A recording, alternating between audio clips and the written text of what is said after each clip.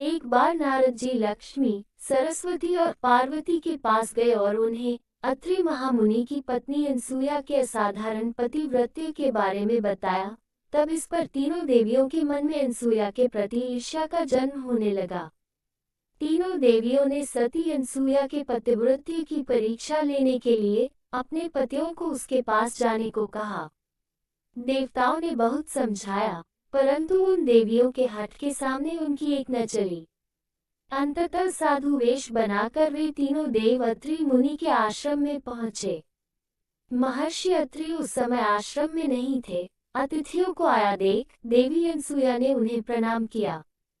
अनसुया ने त्रिमूर्तियों का उचित रूप से स्वागत करके उन्हें खाने के लिए अर्घ्य, कंदमूल आदि अर्पित किए, किंतु वे बोले, हम लोग तब तक आतिथ्य स्वीकार नहीं करेंगे जब तक आप हमें अपने गोद में बिठाकर भोजन नहीं कराती।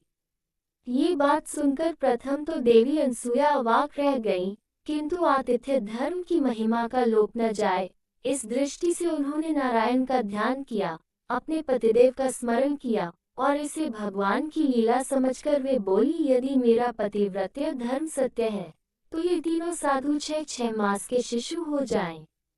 इतना कहना ही था कि तीनों देव 6 मास के शिशु बन गए और रोने लगे।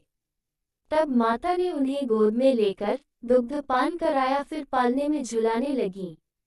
ऐसे ही कुछ समय व्यतीत हो गया। इधर देवलोक में जब तीनों देव वापस न आए तो तीनों देवियां अत्यंत व्याकुल हो गईं। फलतः नारद आए और उन्होंने संपूर्ण हाल कह सुनाया। तीनों देवियां अनसुया के पास आईं और उन्होंने उनसे क्षमा मांगी।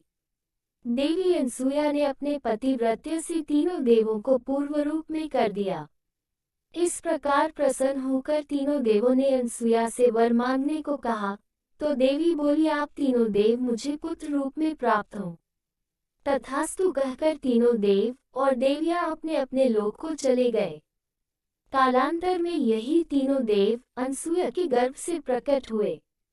ब्रह्मा के अंश से चंद्रमा, शंकर के अंश से दुर्वासा तथा विष्णु के अंश से दत्तात्रेय।